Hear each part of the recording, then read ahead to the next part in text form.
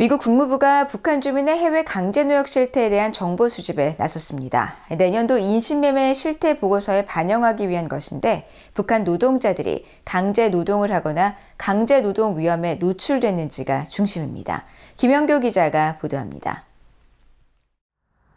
미국 국무부가 최근 연방 관보에 올린 정보 수집 공고입니다.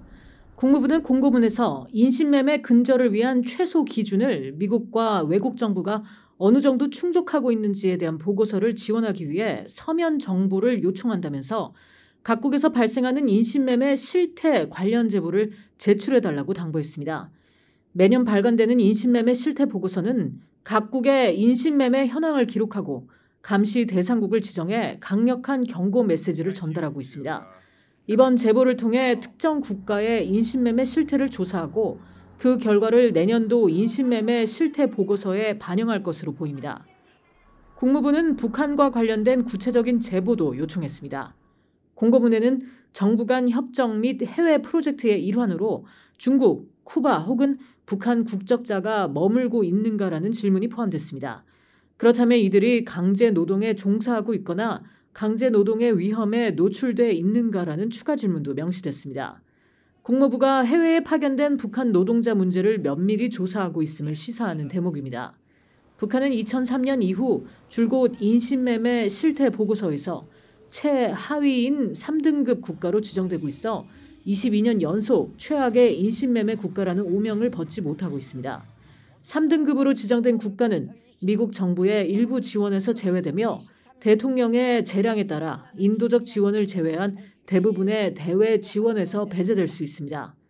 국무부는 지난 6월 공개한 2024 인신매매 실태 보고서에서 북한이 국가 주도로 시행하는 강제노동, 강제 북송된 주민에 대한 강제노동 처벌, 해외 파견 노동자의 임금 압류 등 11가지 인신매매 행위를 중단할 것을 촉구했습니다.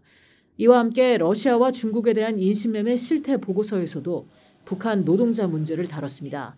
특히 러시아에 대해선 북한이 지난 몇 년간 러시아에서 노동 캠프를 운영하며 수천 명의 북한 노동자를 착취했다는 신뢰할 만한 보고서가 있음에도 불구하고 러시아 정부는 북한 노동자들에 대한 인신매매 지표 검사를 시행하거나 피해자를 확인하지 않았다고 비판했습니다. 또 러시아 정부는 탈출을 시도한 북한 노동자에 대해 인신매매 지표 검사를 실시하지 않은 채 송환했다고 지적했습니다. 이와 함께 러시아와 북한 당국이 2024년 1월 약 150명의 북한 노동자를 러시아가 점령 중인 우크라이나 지역의 건설 작업에 투입했다는 내용이 포함됐습니다. 중국 관련 실태 보고서에선 중국 공안이 북한 해외 노동자를 고용하는 사업주들과 협력해 작업장에서 탈출한 노동자들을 은밀히 체포해 북한으로 돌려보낸 것으로 전해진다고 지적했습니다.